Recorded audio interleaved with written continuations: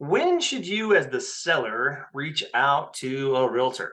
Um, some might think this video is based on, me trying to coerce you to call me or something like that. And while that is a benefit potentially, this video is not the intent. I had a seller who is also a buyer reach out to me about a week and a half ago, and my experience working with this particular person brought me to this. I should do a video on this.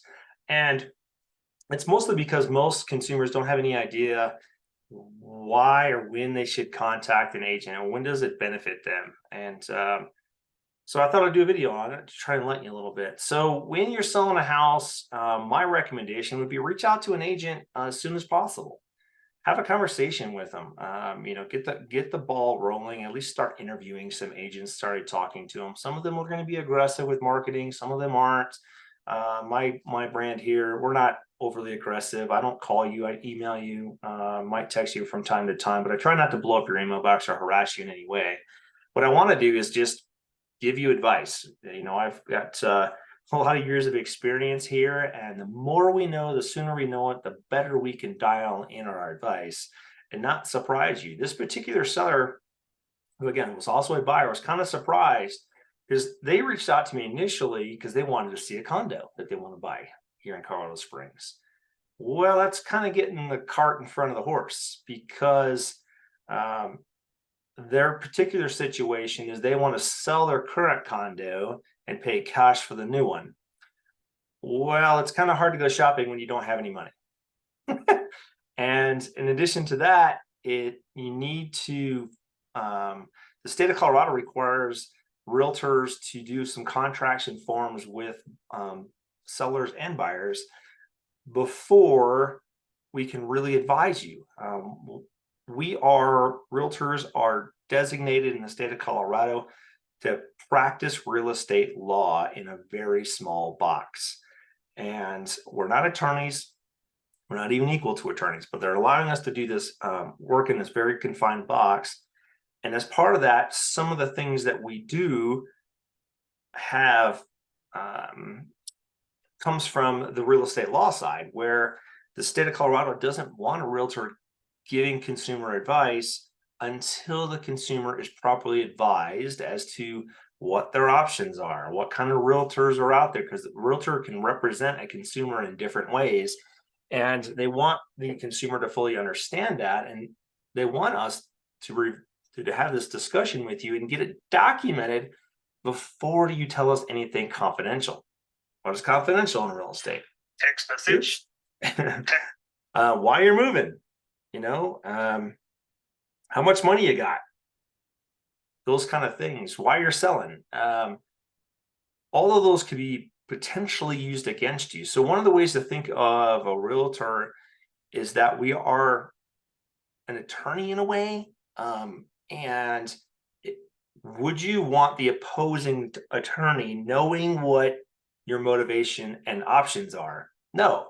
So by hiring us or documenting our relationship through contracts as to what position we hold in the relationship, put some bounds on what we can do, right? So if you hire us as an agent, that puts us in one box. If we're a transaction coordinator or working with you as a customer, that's a different box. But the state of Colorado doesn't want us getting confidential information before that's documented. So that's one of the reasons realtors are trying to get you early on to sign is the state tells us we have to do it. Now, it also has a huge benefit to us, don't get me wrong, where it potentially locks you into us. And we as realtors love that because then we can work with you. We know we've got a potential source of income down the road, and that's what we want. So, but the sooner you reach out to us, the sooner we can advise you and get you into the system. The contracts, right? So there's about 5 contracts we've got to go through to officially get things going as a seller. You got to hire us. That's one that we got to go through, and not only do you need to read it, but you need to understand it. And then there's a seller's property disclosure. There's a square foot disclosure, potentially a seller's advisory from the state of Colorado. An agent might still be using a COVID advisory. They might you might also, if your house is built before 1978, need a lead-based paint disclosure. So all of these forms need to be drafted, sent to you. You need to have the time to read them, because you really should read them. They're only a contract. And then we need to get together to read through those, where I walk you through them a little bit more in detail and answer your questions before you sign them. Can all of that be done in a day? Sure, it can be done in a day. You won't read anything. You won't know what your risks are. You'll sign a bunch of documents you never read, be poorly advised as to your risks, and enter into a whole bunch of contracts that you're going to be held accountable to. I don't recommend that. The state of Colorado definitely doesn't want you to do that. You know, these are legally binding forms. So the sooner you get involved, the sooner we can go through that, get everything dialed in, and under a low pressure situation where you have the opportunity to read one of those contracts a day. There's about there, I don't know, 25, 30 pages worth of stuff to read that's been written by the state of Colorado. Most of it's legalese free, so you can read them faster, but it's better for you not to read all of them at once and just whip through them. So, you know, that's why I want to put this video together for you. I hope you read it or you watch it, and you know, you reach out as soon as possible so we can get through the paperwork that the state requires us to do, and then we can focus on your house, your goals, your journey.